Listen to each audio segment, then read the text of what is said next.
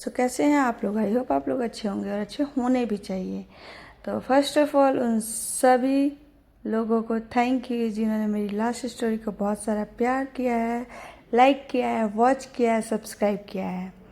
तो चलिए चलते हैं हम लोग स्टोरी पे। तो ये है ब्रोकन ऑफ लव का एपिसोड 7। जैसा कि मैंने आपको लास्ट पार्ट में बताया था कि लाइला की जो फ्रेंड होती है उसे बताती है कि एरिसा आई थिंक उसे चीट कर रही है। उसने लास्ट नाइट क्लब में एरिसा को किसी गर्ल के साथ देखा था, वो भी काफ़ी क्लोज होते हुए। वो लड़की बहुत ज़्यादा देखने में हॉट थी, बट यहाँ जो लाइला होती है वो फ़ोटोज़ देखने के बाद भी उसे विश्वास नहीं होता है और वो अपनी फ्रेंड को कहती है कि हो सकता है कि वो कोई उसकी फ्रेंड होगी, तुम फालतू में ही इतना ओवर थिंकिंग कर रही हो। उसके दोस्त बोलती है अगर ऐसा है तो आई होप कि अच्छी बात हो, बट मैंने जैसे उन लोगों को देखा था वो देखने में बिल्कुल भी फ्रेंड तो नहीं लग रहे थे मुझे। लाइला बोलती है हो सकता है, बट हमारा ये रिश्ता स्टार्ट ही इसलिए हुआ है क्योंकि एरिसा ने मुझसे वादा किया है कि अब से हम लोग कुछ भी नहीं छुपाएंगे और मुझे उस पर पूरा ट्रस्ट है। और तुम जैसा कह रही हो ऐसा कुछ भी नहीं है। अब आ जाते हैं हम लोग प्रेजेंट में। तो यहाँ पे जो हमारी लाइला होती है उस टाइम तो विश्वास नहीं करती है, बट फिर भी वो इंक्वायरी करने के लिए उसी क्लब में आ जाती है जहाँ पे लास्ट नाइट एरिसा को उसकी फ्रेंड ने देखा था। उस क्लब में जाती है और बार के पास बैठ जाती है। वेटर आता है और वो बोलता है मैम, हेलो मैम, क्या लेना चाहेंगी आप। अलीशा कहती है मेरे लिए एक रेड वाइन लेते हैं। वेटर बोलता है ओके थैंक यू मैम। वो जाता है और एक रेड वाइन की ग्लास रेडी करके लाइला को देता है। लाइला उस ग्लास को लेती है और उसके बाद कहती है एक्सक्यूज़ मी, उस वेटर को बोलती है, और वो अपने फ़ोन में से एरिसा और उस लड़की की फ़ोटो दिखाती है और कहती है कि क्या तुमने इन दोनों को यहाँ पे देखा है। ये लोग हर फ्राइडे को यहाँ पे आते हैं, हर शुक्रवार को। वो लड़का बोलता है नहीं मैम, मैंने तो नहीं देखा और वैसे भी यहाँ पे काफ़ी लोग आते जाते हैं तो कुछ मुझे नहीं पता। वो रेड वाइन का ग्लास लेती है, बस एक सिप्पी पीती है और फिर वो जाने की हो जाती है। तभी उसकी नज़र यहाँ पे एरिसा पे पड़ती है और एरिसा जस्ट उसी लड़की के साथ वो ऊपर की ओर जाती है। उसे देखते ही एरिसा उस लड़की को देखते ही वो उनकी ओर जाने लगती है। वो लोग तभी बहुत तेज़ी में वहाँ से निकल जाते हैं और इत्तेफाक से लाइला जो होती है उससे नहीं मिल पाती है। वहाँ पे जाती है, बट वो जो ऊपर जाने का रास्ता होता है तो सीढ़ियों के पास गार्ड होते हैं और वो लोग कहते हैं कि सॉरी मैम, आप यहाँ से नहीं जा सकती हैं, ये बुक किया हुआ एरिया है। वो कहती है बट मैं उन्हें जानती हूँ और मुझे जाने दो। वहाँ के जो गार्ड और सिक्योरिटी होती है कहते हैं कि सॉरी मैम, बट ये ओनली वीआईपीज़ लोगों के लिए है, तो हम आपको नहीं जाने दे सकते। इस तरीके से वो लोग मना कर देते हैं। ये सीन वहीं ख़त्म हो जाता है। नेक्स्ट सीन स्टार्ट होता है जहाँ पे मिस्टर केविन की पूरा एक इवेंट रेडी किया होता है, जहाँ पे हमें ये पता चलता है कि वो फाइनली आज इस प्रोजेक्ट के नेक्स्ट पार्टनर का अनाउंसमेंट करने वाले हैं। तो सब काफ़ी सारे लोग और बहुत अच्छी अच्छी कंपनियों से लोग आए होते हैं इस चीज़ को देखने के लिए। मीडिया आई होती है और वो जैसे ही मिस वेलिन को देखते हैं तो मिस्टर केविन कहते हैं गुड मॉर्निंग वेलिन। तभी वेलिन कहती है गुड मॉर्निंग केविन। तो जो केविन होता है वो उनसे पहले पूछता है कैसी हैं आप। वेलिन कहती है मैं बहुत अच्छी हूँ। तो वो कहता है वैसे मैं खुद को आपको लेडी बॉस बुलाने से कैसे रोकूं। वेलिंग कहती है कि ऐसा कुछ भी नहीं है, आप मुझे ओनली वेलिंग कह सकती हैं। तो मिस्टर केविन कहते हैं वैसे आपने मेरी माँ के ज़रिए मुझ पर पूरा प्रेशर डाला है कि मैं सिर्फ आपकी कंपनी को चुनूँ। सच में कोई दूसरा ऑप्शन ही नहीं छोड़ा है आपने मेरे पास। तो वेलिंग कहती है ऐसा कुछ नहीं है, बस आप ये समझ लीजिए कि जो चीज़ें सही थी मैंने बस वही किया है। मिस्टर केविन कहते हैं कि आपने वाकई में मुझे बहुत ज़्यादा ही प्रभावित किया है। तभी यहाँ पे अनाउंसमेंट होता है और सभी लोगों को कहा जाता है कि प्लीज़ आप लोग अपने अपने सीट पे आ जाइए क्योंकि पेट्रा कंपनी के नेक्स्ट पार्टनर का अनाउंसमेंट होने वाला है। सभी लोग एक साथ बैठ जाते हैं। वहाँ पे एक लड़का आता है स्टेज पे और वो कहता है, आप सभी लोगों को गुड मॉर्निंग, और आप लोग यहाँ पे आए ये हमारे लिए बहुत सौभाग्य की बात है, और ये आज एक बहुत बड़ा इवेंट है।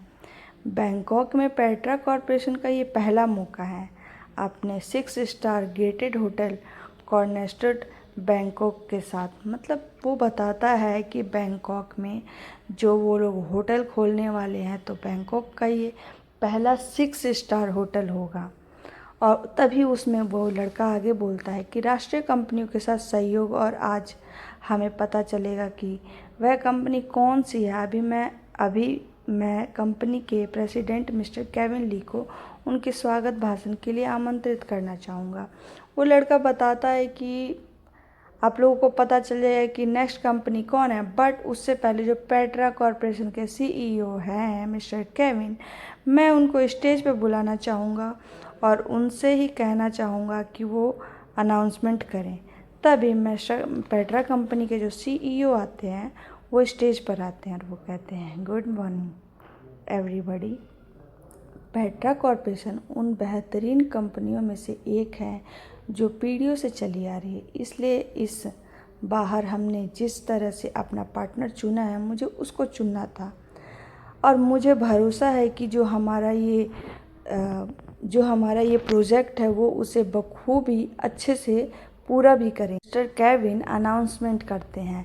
दूसरी ओर ये दिखाया जाता है कि जो वेलिंग होती है वो बहुत ज़्यादा ही कॉन्फिडेंट होती है। वो ये सोचती है कि उन्होंने मिस्टर केविन की जो मदर है उनको इम्प्रेस कर लिया, और उन्होंने बोला है तो वो उनके बेटे वही करेंगे जो उनकी मॉम ने बोला, और उनकी कंपनी ही पार्टनर बनेगी। तो वो पूरा कॉन्फिडेंट होती है, खुशी से उस चीज़ को एंजॉय कर रही होती है, वो देख रही होती है।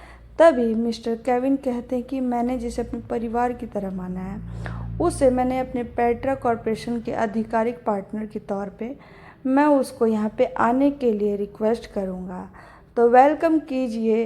वो जैसे ही वेलकम कीजिए बोलते हैं तभी यहाँ पे जब वेलिंग होती है वो जाने ही वाली होती है, तभी वो कहते हैं कि मिस एरिसा कुलनवी को आप लोग वेलकम कीजिए ज़ोरदार तालियों के साथ। अब वो जैसे मिस एरिसा बोलता है ना, तो जो मिस वेलिंग होती है वो एकदम शॉक हो जाती है कि मतलब ये कैसे हो गया। अभी तो इनसे थोड़ी देर पहले जब बात हुई थी तो ये तो पूरा जिस तरीके से बात हुई थी तो ये तो कहते कि मुझे ही चुनेंगे, फिर सडनली इनका जो डिसीजन है वो चेंज कैसे हो गया।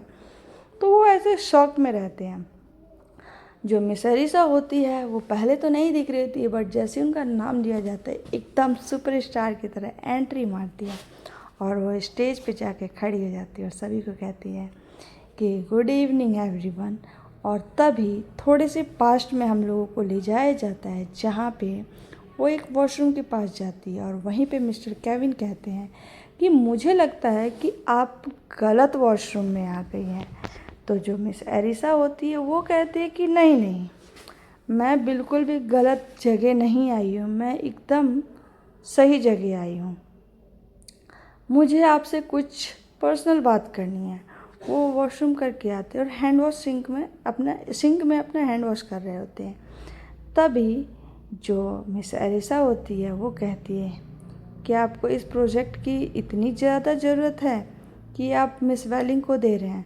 तो मिस्टर केविन कहते हैं कि देखिए, सीधी सी बात यह है कि उन्होंने मेरी मॉम को इम्प्रेस किया है और मैं अपनी मॉम की बात नहीं टाल सकता। मेरी मॉम ने स्पेशली कहा है कि ये प्रोजेक्ट मैं सिर्फ़ और सिर्फ उन्हें ही दूँ और किसी को नहीं।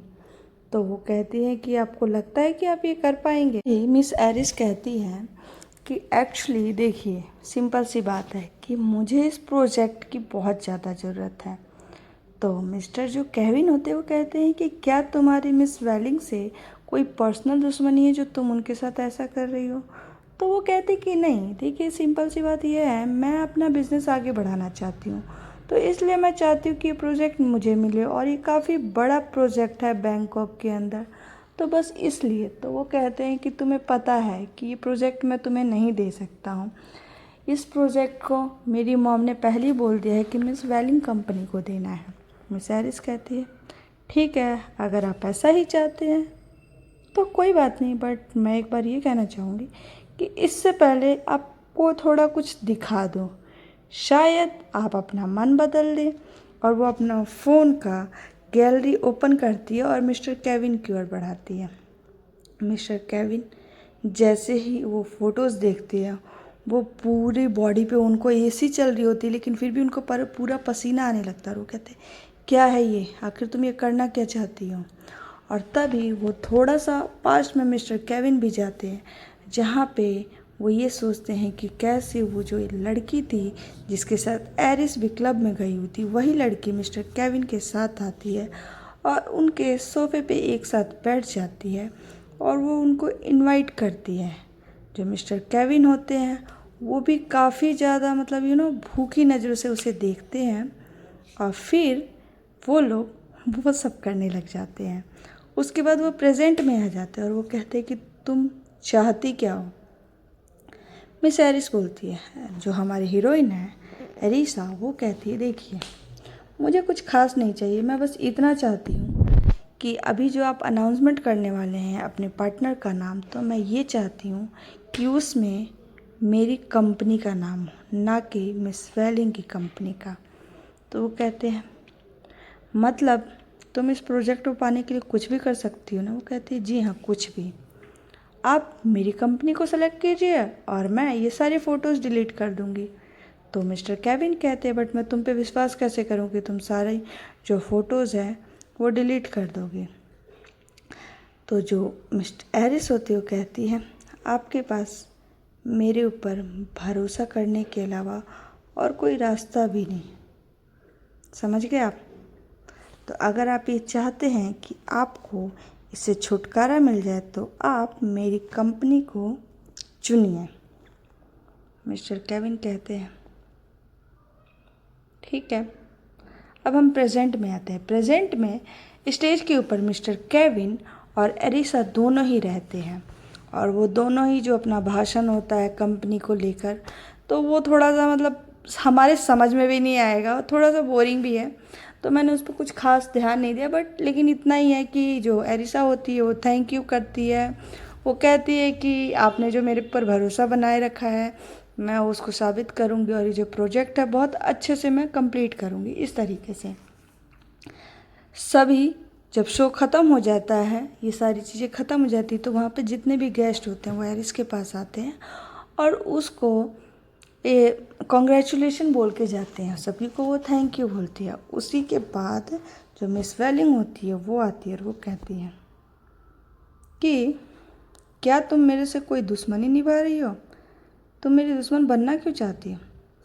तो जो मिस एरिसा होती है वो कहती है, आप ना कुछ ज़्यादा ही सोच रही हैं, ऐसा कुछ नहीं है, ये बस एक बिज़नेस है और मैंने ये बिज़नेस डील पा लिया है। तो वो कहती है, जी नहीं, ये बिल्कुल भी सच नहीं है, मैं पहले दिन से ही देख रही हूँ। जिस दिन वो नीलामी हुई थी उस दिन भी तुमने पूरी कोशिश की थी वो जीतने के लिए और जीती भी थी, और आज भी तुमने यही चीज़ किया। मुझे नहीं पता तुमने मिस्टर केविन के दिमाग में क्या डाला है, क्या बोला है कि उन्होंने सडनली अपना डिसीजन चेंज कर लिया। तभी ऐसा कहते, वेट वेट वेट, मुझे ऐसा क्यों लग रहा है कि ये चीज़ आपने खुद किया है किसी के साथ, इसलिए आपको ये लगता है कि सेम मैं भी आपके साथ वैसा ही कर रही हूँ। मैं पहले ही बता चुकी, ये सिर्फ बिजनेस है। मिस वेलिंग कहती है स्माइल देते हुए, खतरनाक वाली कहती है, तुम ना अभी इस बिज़नेस में नई हो, मैं इस बिज़नेस में सालों से हूँ, तो मुझे पता है कि कौन मुझसे कंप्लीट कर रहा है और कौन मुझसे दुश्मनी निभा रहा है। वेल, अगर तुम मेरे से ये दुश्मनी निभाना ही चाहती हो तो कोई बात नहीं, मैं रेडी रहना, और ये जान लो कि इसका जो अंत होगा ना, ये बहुत ही बुरा और भयानक होगा, जिसे तुम सोच भी नहीं सकती हो। एरिस कहती है, मैं पहले से ही तैयार हूँ, तभी यहाँ पे आई हूँ, अदरवाइज़ मैं आती ही नहीं।